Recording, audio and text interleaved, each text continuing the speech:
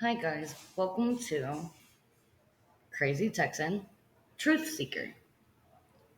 I'm here to shed light on missing and endangered people.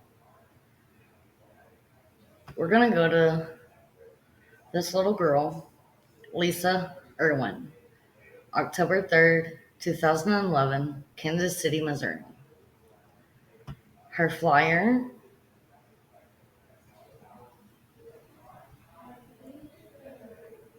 her description is date of birth used November 11th, 2010. Her hair is blonde. Her height is 2 foot 6 inches at the time of disappearance. Her sex is a female. Scars and marks. Lisa Irwin has a birthmark on her right thigh. Place of birth, Kansas City, Missouri. Eyes blue. Weight 30 pounds at time of disappearance. Race white. The details. Lisa Irwin was last seen at her residence while in her crib on October 3rd of 2011 at approximately 6 p.m. She was wearing purple pants and a purple shirt with kittens on it. If you have any information concerning this person, please contact your local FBI office or the nearest American embassy or consulate. Field office, Kansas City. This girl really needs to be with her family. And I'm hoping that she's alive. However, it has been a long time, so our chances of that have gone down a lot.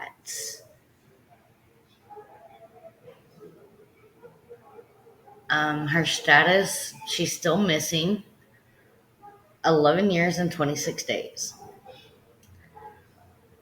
Um,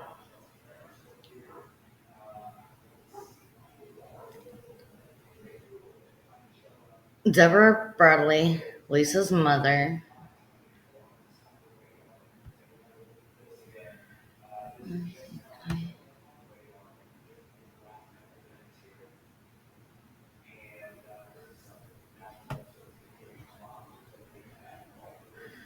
Okay, here we go. The disappearance of Lisa Renee Earn was reported after it was discovered that she was missing from her home in Kansas City, Missouri, in the early morning hours of October 4th, 2011.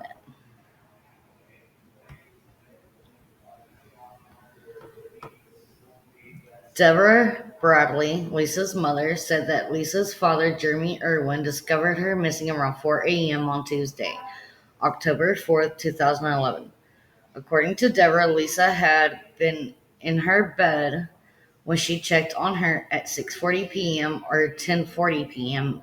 Monday night. But when Jeremy came home from his late night job on Tuesday, he discovered many of the house's lights were on, a window was open, and the front door was unlocked. Later, the family told police that several cell phones were also missing.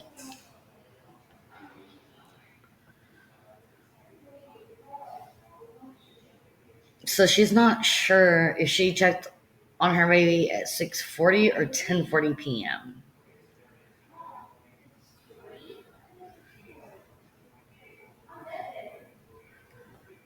Okay, so during the subsequent investigation, two witnesses were discovered who claimed to have seen a man walking down the street with a baby. Police were able to find and question a man matching the description of one witness, but the other witness claimed that his photo did not match the man they saw.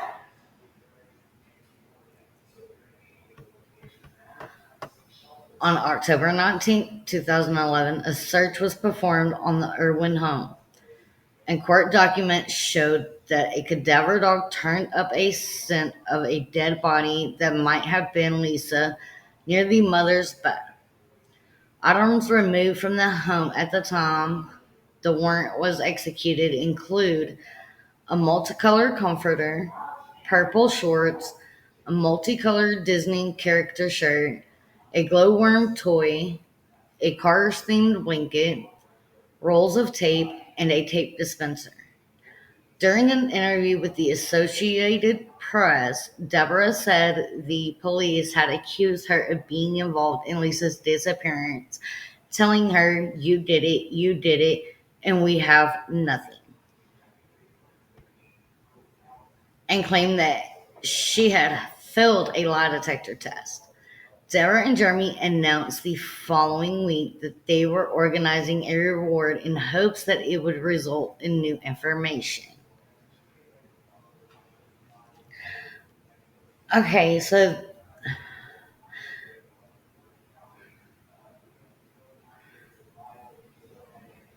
cadaver dogs hit on something, possibly the baby's scent of being deceased.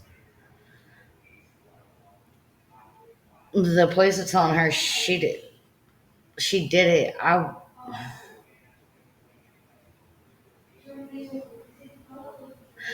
Unless they had hard proof, I don't think they would say that. Then again, I don't know. I'm not law enforcement. So let's move on because this is kind of catching my attention a little bit. Jeremy Irwin appeared on the Today Show for an interview regarding the event, saying, "We just want to make sure that we tell everybody that we're still cooperating. We're still talking to the police. We're doing everything we can to try to find Lisa and bring her home." Bradley was also on the broadcast. So if they're doing everything they can,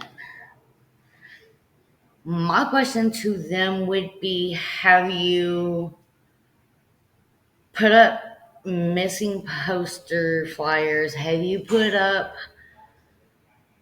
I see that you're saying reward money, but have you set up any searches to try to locate your child?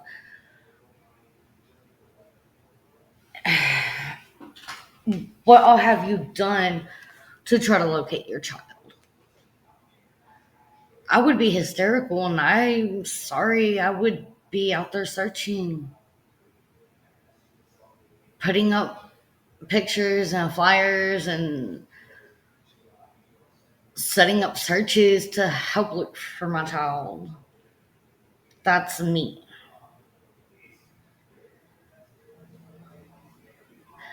So, on to this article. In October, the Irwin family reported that an anonymous benefactor had hired a private investigator and issued $100,000 reward for Lisa's return. Okay, so there was a reward that was put out. That's normally that gets people talking. In October of 2011, Cindy Short stopped representing the Irwin family, saying that she was unable to work with the family's other attorney, Joe Tacopina. I'm probably saying that wrong, and I'm sorry. Lisa's brothers had been scheduled for interviews and to collect DNA samples regarding the case, but their parents canceled the night before, according to Tacopina. Sorry for murdering that name. The family's attorney and have allegedly denied investigators access to the boys.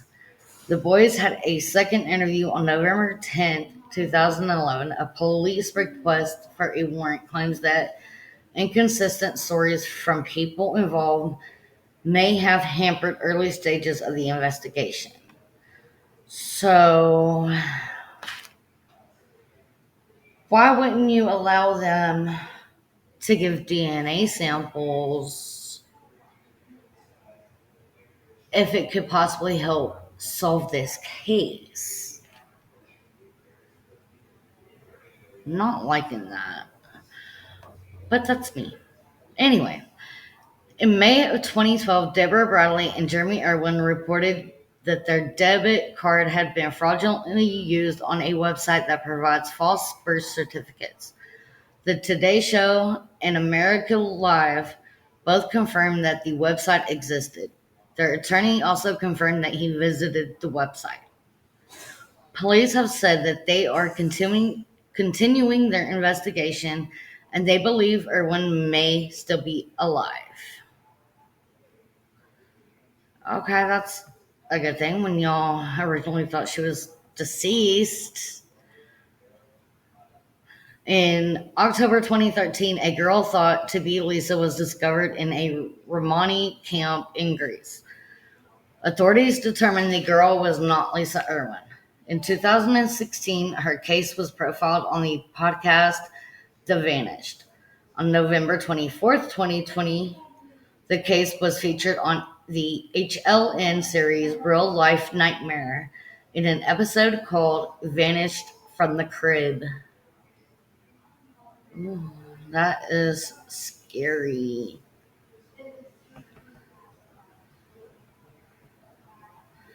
Okay, so that's definitely scary, guys. All right, let's look at some pictures real quick. Let's go through some of these pictures.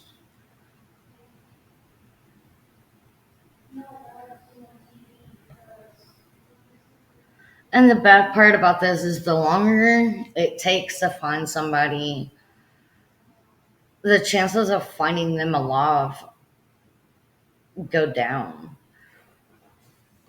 tremendously.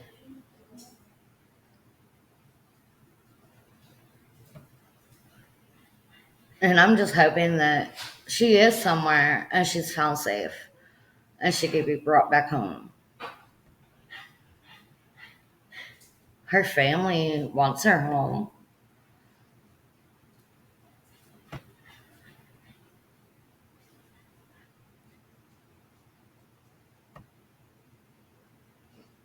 From what I'm gathering so far, I haven't found anything that stuck out and made me think, oh, they killed her.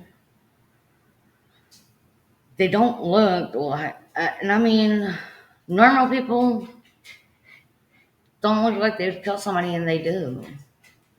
So you just never know these days, but they don't look.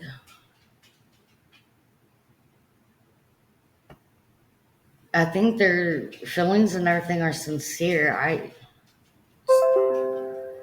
have no idea.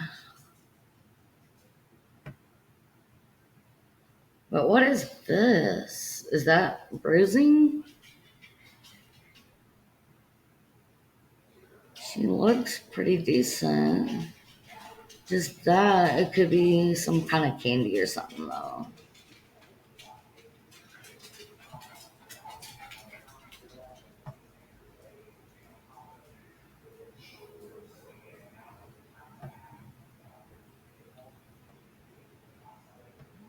She's very pretty.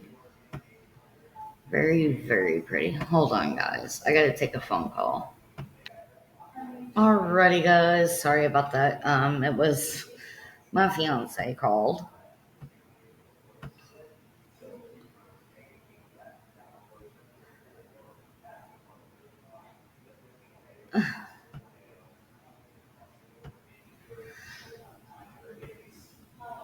Man, it's so sad. Look at I mean, but I've seen people act like that, and they're the ones that harm their child.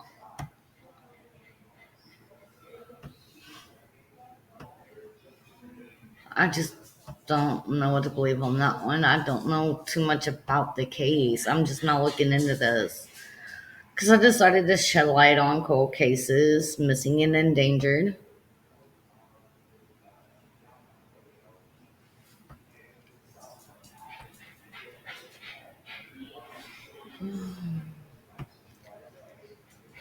Alright, give me a minute. I want to look something else up. Hold on, I'm going to pause for a minute. Alright, guys. So, I just seen this. Deborah Bradley and Jeremy Irwin have made no secret of their engagement, mentioning it several times while being interviewed about their missing 10-month-old daughter. But their wedding will have to wait. Deborah is still married to Sean Bradley, with whom she has a son, Michael 6. A relative of Sean's told the paper.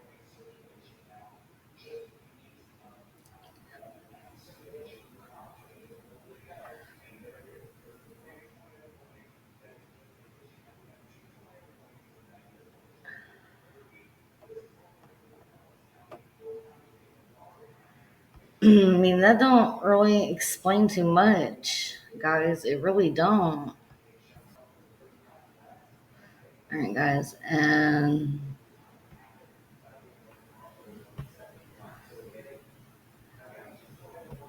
sorry.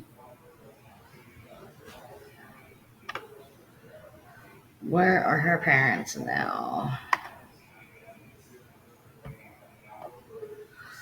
Lisa Irwin was merely 10 months old when she disappeared from her Northland home on North Lister Avenue in Kansas City, Missouri on October 4th, 2011.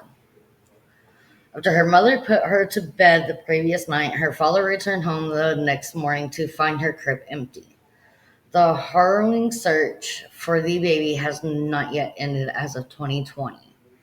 The National Center for Missing and Exploited Children continues to release age progression photos of Lisa. The parents have refused to stop their search. So I believe that these parents didn't have anything to do with this at this time.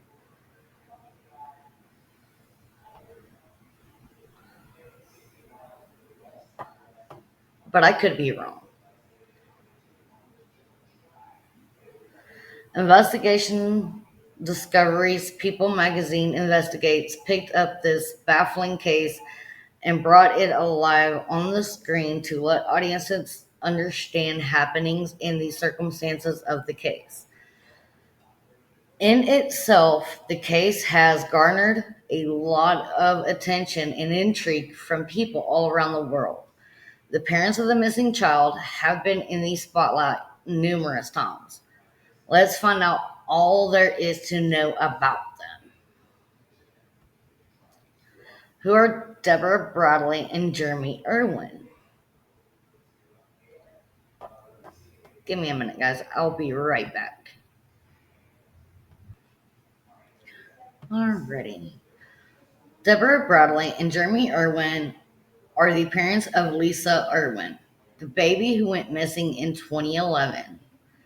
Lisa Irwin was born to her parents on November 11th, 2010, in Kansas City, Missouri. On October 4th, 2011, Lisa Irwin disappeared from her Northland residence on North Lister Avenue. Deborah said that she had last seen Lisa on the previous evening of Lisa's disappearance when she had gone to put Lisa to bed. She had subsequently checked up on her daughter at 6 p.m. and then again at 10 p.m. Jeremy returned home from a late night shift at around 4 a.m. on October 4th, 2011.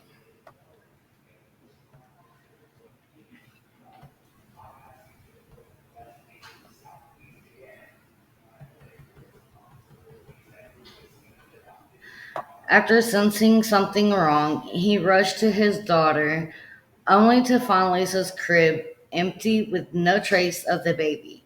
The investigation that followed took into account statements from two witnesses who claimed to have seen a man walking down the street with a baby.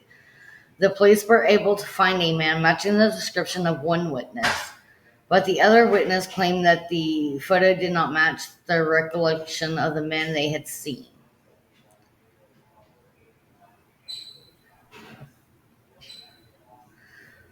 The investigation yielded no fruitful result. To this date, Lisa's parents have not given up on their hopes to and continue to search for their daughter who turned 10 in 2020. Where are Deborah Bradley and Jeremy Irwin now? In an interview with Associated Press, Deborah Bradley has said that she had failed a lie detector test, following which the police had accused her of being involved in her baby's disappearance. She further added to her statement that she was never shown the results of the alleged test and that was also denied access to any information the police might have had about her baby. So,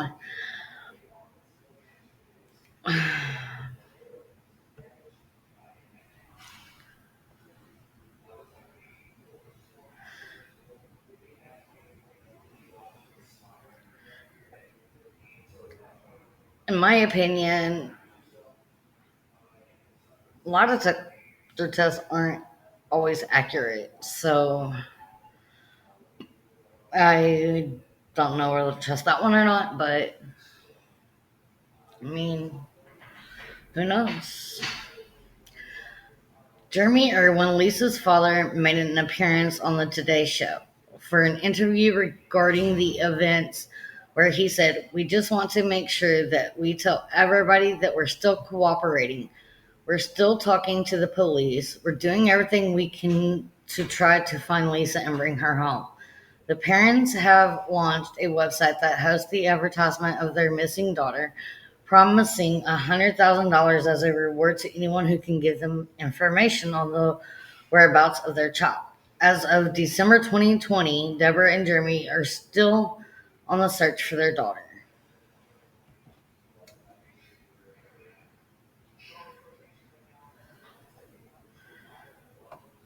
So that says a lot to me just by saying, hey, um, the police said I failed a lie detector test, but I didn't see the results or anything.